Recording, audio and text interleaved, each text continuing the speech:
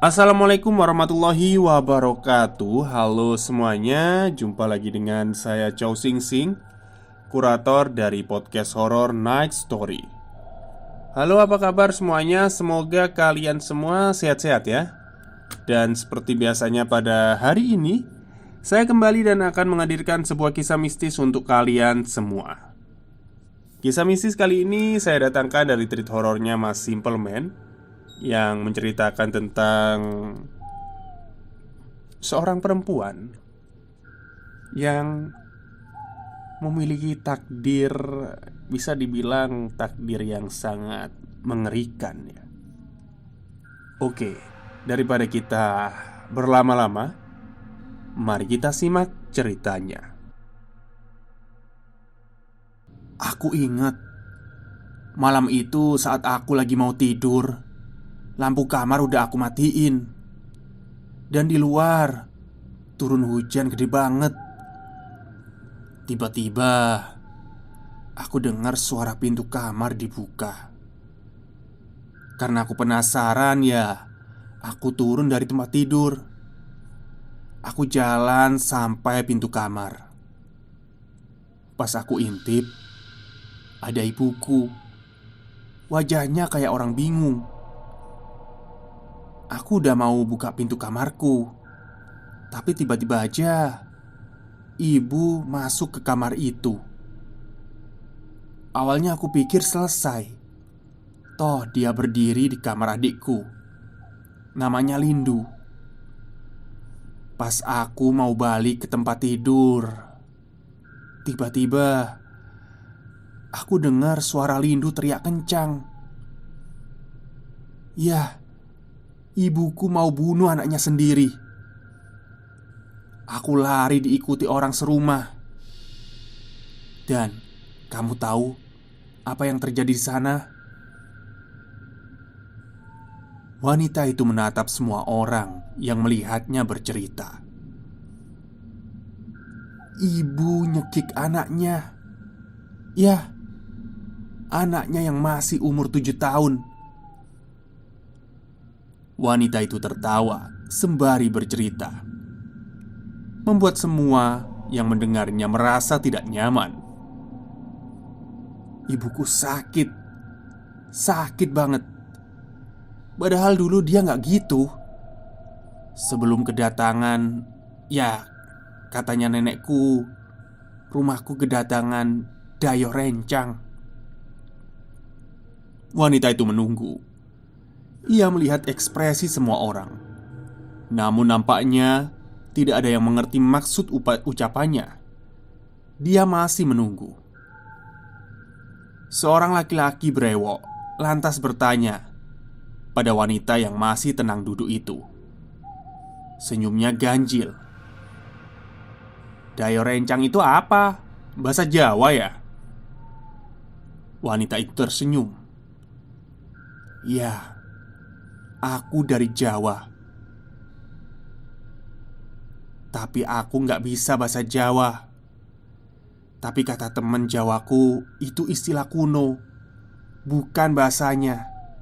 Namun wanita itu seperti tidak mau melanjutkan ucapannya. Tapi ekspresi penasaran semua orang yang menunggu cerita itu dilanjutkan dengan masih bertanya-tanya. Dayo Rencang itu memiliki makna simbolis yang sudah lama tidak pernah disebut lagi. Makna filosofis dari datangnya hantu anak-anak. Hantu anak-anak? Maksudnya gimana sih? Tanya salah satu pendengarnya. Ibuku mendapat pesan dari hantu anak-anak itu. Dia bilang Lindu itu anak setan. Mereka itu datang buat jemput Lindu. Sekarang bayangin ekspresi ibuku ngatain setan sambil nyekik darah dagingnya sendiri.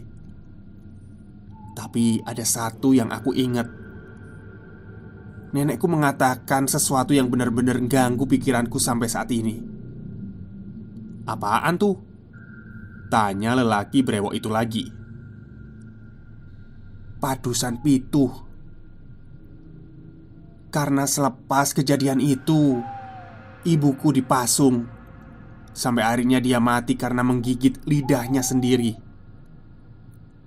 Di akhir hidupnya, dia menulis sebuah nama, Codro Benggolo dan Anggodo kudu nerimo rogo jiwo. Cuk, bisik seorang lelaki. Ngedongen terus. Ibu bunuh anaknya lah, ibu bunuh diri lah. Memang ya, kamu paling suka bikin orang takut. Mira. Ya, Mira. Nama itu memang sudah hampir terkenal di kalangan anak-anak yang bekerja di kantor ini. Salah satu dari pencerita paling ngawur, namun memberi esensi horor lain yang membuat semua teman-temannya tidak bosan mendengar ceritanya. Mira menatap Riko, lelaki di depannya. Ia tersenyum. Hei, gak semua ceritaku karangan. Ada beberapa yang asli. Dan kalau aku ngasih tahu kamu yang mana yang asli, ya kamu bakal lupa caranya kencing di kamar mandi. Riko tidak peduli. Apa nama terakhir itu? Rogot Nyowo. Kayaknya aku pernah dengar deh. Tapi apa ya? Itu ngarang juga. Mira terdiam. Mir, aku minta file kasus orang bunuh diri itu ya. Kirim ke email. Teriak seorang perempuan dari seberang meja. Riko langsung menanggapi. Gak usah ikutan ngomong gue lo. Kamu orang Jawa, pakai aku aja lah. Dulu pertama kesini malah pakai saya kamu. Iya ya. Riko yang entah karena memang senggang, tiba-tiba melihat sebuah jurnal di atas meja Mira. Mira yang kembali menatap layar monitornya membuat Riko secara sembunyi-sembunyi mengambilnya. Di sana Riko membuka jurnal itu. Di dalamnya banyak sekali sobekan dari koran-koran tua. Untuk apa Mira menyimpan potongan koran tua ini? Riko membuka lembar per lembar. Semua tidak ada yang dimengerti oleh Riko. Sampai akhirnya Riko terhenti di salah satu halaman dengan headline, "Satu keluarga kaya tewas satu persatu akibat santet kuno." Riko menatap Mira yang penuh sadar. Di samping potongan koran ada kertas kosong. Tertulis di sana sebuah tulisan yang dicoret-coret dengan pena. Riko menatap tulisan itu yang terbaca Janur Ireng.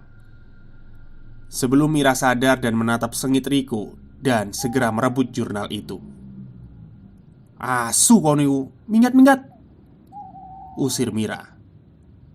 Riko pergi. Jam makan siang tiba. Seseorang memanggil Mira.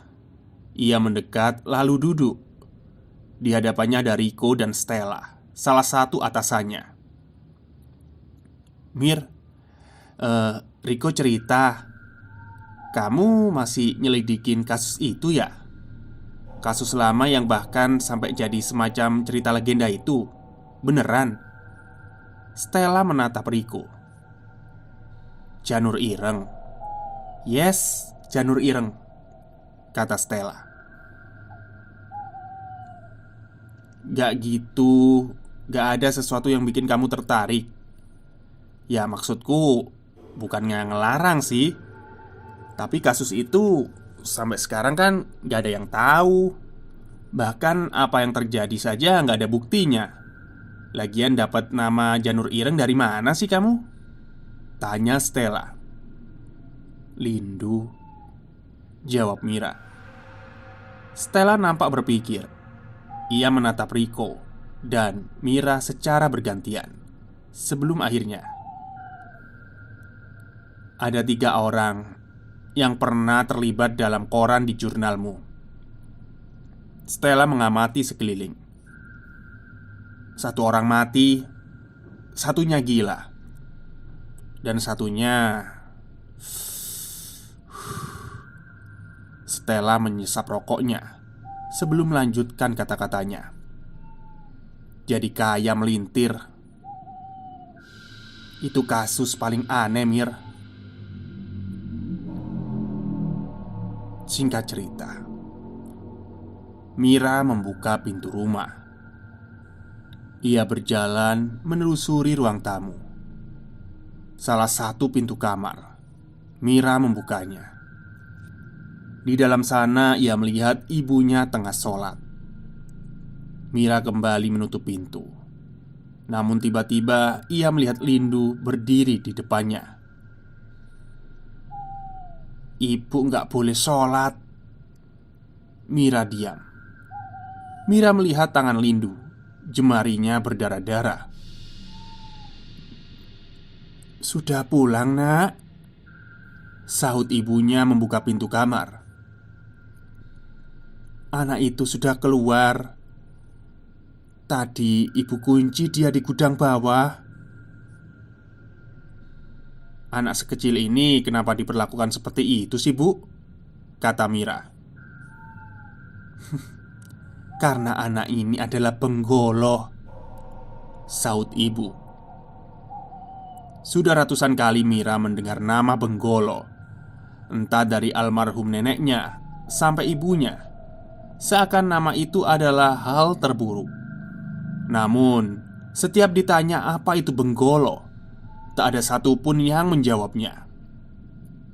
Mira menggandeng Lindu masuk ke kamarnya. Sejak awal, hidup Mira hanya melihat ibu dan anak seolah-olah ingin saling bunuh-membunuh. Rumah ini terasa seperti neraka. Mira membantu adiknya membersihkan luka di tangannya.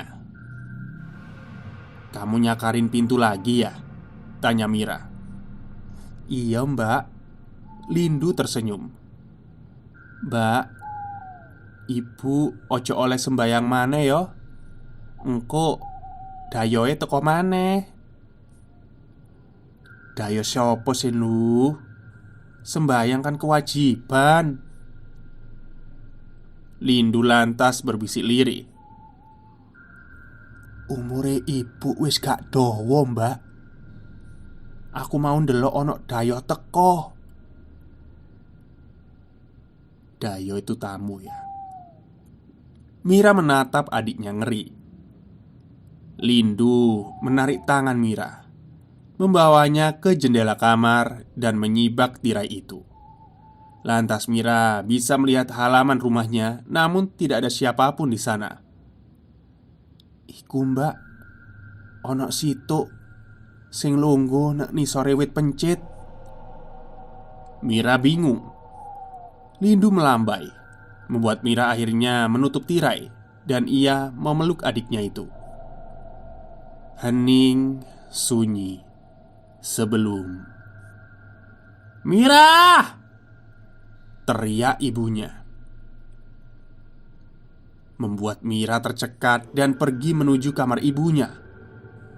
Di sana ibunya mencakar kelopak matanya, menarik seakan ia ingin merobek wajahnya sendiri. Mira menjerit. Butuh waktu bagi Mira untuk sadar sebelum ia mengkekal tangan ibunya agar berhenti melakukan hal itu. Darah sudah keluar dari kelopak matanya. "Bu, ono apa toh, Bu?" Ibu Mira menunjuk ke jendela. Mira perlahan-lahan mengintip ke jendela. Dengan mata kepalanya sendiri, Mira melihat ada seorang anak perempuan. Bukan seorang, tapi lebih dari ratusan anak perempuan dengan pakaian lusuh. Mereka bertelanjang kaki berdiri memenuhi halaman rumah Mira. Mereka serempak mengatakan, "Balekno penggoloku." Mira kembali menutup tirai. Saat itu ia melihat ibunya kembali. "Ono opo to, Bu?" Ibu Mira nampak diam. Namun Mira terus mencoba untuk membuat ibunya bicara. Sampai Lindu masuk ke kamar dan melihat Mira dan ibunya. Anak itu milik seseorang. Anak orang gimana? Maksudnya gimana sih, Bu? Aku lihat ibu melahirkannya. Ibu Mira menatapnya. Dia bukan saudaramu, Codro. Ingat nama itu, Nduk. Nama yang pernah disebut nenekmu. Lindu anaknya. Kenapa dengan Codro? Dan siapa dia, Bu? Lindu tiba-tiba mengatakannya. Rogot nyowo, Mbak. Ya, rogot nyowo, kata Ibu Mira. Dia butuh Lindu untuk melindunginya dari rogot nyowo. Aku nggak ngerti, Bu. Lindu bukan saudaraku bagaimana? Jelas-jelas ibu yang melahirkannya. Codro meniduri setiap janda. Saat bapakmu mati, Ibu Mira mulai menangis. Lindu mendekati Mira dan ibu. Nek aku metu, Dayoe bakal ngalih.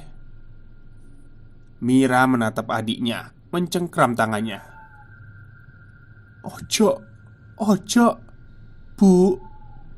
Ibu belum menjelaskan semuanya, Bu. Apa itu rogot nyowo? Dan hubungannya apa sama Lindu?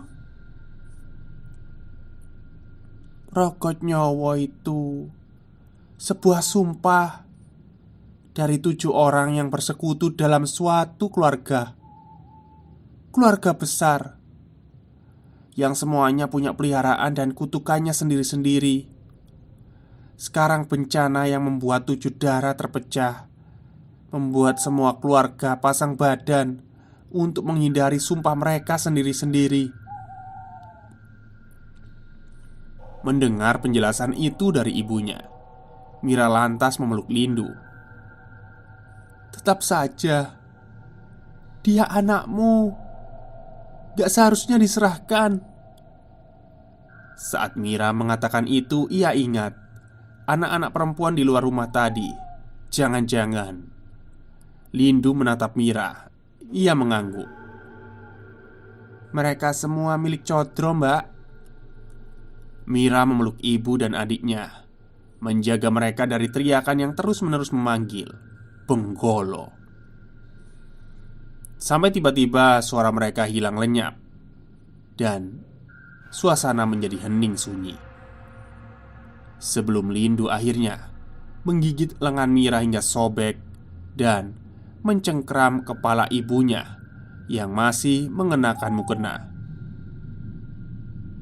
Lindu membenturkan kepala ibunya ke meja sembari berteriak keras-keras, "Wedokan goblok!" Mira meringis melihat adiknya terus-menerus menghantamkan kepala ibunya. Suara Lindu terdengar berat layaknya suara seorang lelaki tua. Ia terus-menerus menghantamkan kepala ibunya itu sebelum akhirnya Mira menarik kerah bajunya, menghantamkannya ke lantai dan mencekik leher Lindu. Ia melihat adiknya meronta-ronta, namun Mira terus mencekiknya. Butuh waktu sebelum akhirnya Mira benar-benar sadar atas apa yang ia perbuat. Ia melepas Lindu, berlari keluar rumah dan berteriak keras sampai tetangganya berkumpul dan menyaksikan itu semua. Mira beruntung, malam itu tidak ada yang meninggal, meskipun ibunya tidak sadarkan diri.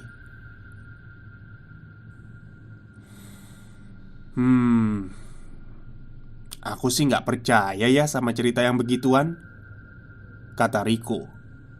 Ia datang setelah Mira menelponnya.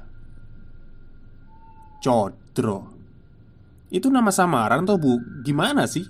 Aku bingung loh. Banyak kok orang yang punya nama itu, saut Riko mengingatkannya. Mira hanya diam. Ia masih terbayang adiknya sampai Riko mengatakannya. Adikmu memang sejak dulu aneh kan? Gimana kalau adikmu diruqyah dulu aja? Aku kenal kok orang yang bisa bantu. Ya itu kalau kamu mau sih. Sekaligus menghindarkan adikmu dari ibumu. Mira menatap Riko dan akhirnya mengangguk. Esok hari saat semuanya kembali normal, Lindu harus dibawa. Sebelum Mira pergi dan melihat kondisi rumahnya yang penuh dengan tetangga yang membantu, Riko kembali memanggilnya. Mir, rogot nyowo yang kemarin aku tanyakan aku udah ingat. Mira berhenti untuk mendengarkan. Ia melihat Riko. Dulu aku punya kenalan yang pernah nyebut-nyebut nama rogot nyowo. Riko menatap Mira. Namanya Dela Atmojo. Tapi sudah lama aku gak pernah melihatnya lagi. Nanti kalau ketemu dia, aku akan menanyakan maksud kalimat itu. Mira diam. Ia mengulang nama itu. Dela Atmojo. Darah di lengan Mira masih mengalir. Ia menutupnya dengan potongan kain yang ia temukan. Rumah masih ramai dengan tetangga yang berkumpul. Mira menatap ke sekeliling, menemukan Lindu yang diikat seperti pencuri di pasar. Bu, kata Mira menatap ibunya. Lindu biar aku bawa dulu ya. Mira melepas ikatan Lindu, menggendongnya paksa. Semua tetangga menatap khawatir anak itu. Gak apa-apa, gak apa-apa, kata Mira sambil melihat tetangganya. Mira mencoba menenangkan semua tetangganya, tapi tatapan mereka khawatir. Ibu hanya mengawasinya. Ia tahu apa yang akan dilakukan anaknya itu. Duk, katanya sesaat sebelum Mira mulai pergi. Kon bakal nyesel nek nggowo iblis iki. Semua tetangga menatap Mira dan Lindu. Terus gimana bu? Mau dibunuh? Sekarang ambilkan parang di dapur, biar aku gorok di sini, ancam Mira pusing. Tak ada yang berani berkomentar. Sebelum akhirnya Riko masuk. Wis Mir, ndak enak dilihat orang banyak ini loh. Pujuk Riko meraih Lindu dari tangan Mira. Bu, biar tak bawa Lindu. Mungkin ada cara lain biar dia gak seperti ini. Bujuk Riko lagi yang hanya ditanggapi sinis oleh ibunya Mira. Terserah, saut ibu Mira tidak peduli. Riko sudah pergi. Ketika Mira berbalik berniat pergi, ibu merengkuh anaknya dan memeluknya sembari berbisik lirih. Iki kabeh salah bapakmu nak. Ibu melakukan ini biar kamu bisa tetap hidup. Mira terlihat bingung. Maksudnya apa sih bu? Tanya Mira. Ibu gak bisa ngomong. Ibu sudah janji sama mbahmu. Katanya kelahiranmu itu pertanda akan terjadinya rogot nyowo. Ibu takut Mir. Takut kalau apa yang dibilang mbahmu kejadian. Rogot nyowo, kata Mira mengulang. Ia tak mengerti apapun. Rogot nyowo itu apa sih bu? Tanya Mira lagi. Nggak, nggak bisa. Ibu nggak mau bicara. Ibu sudah janji.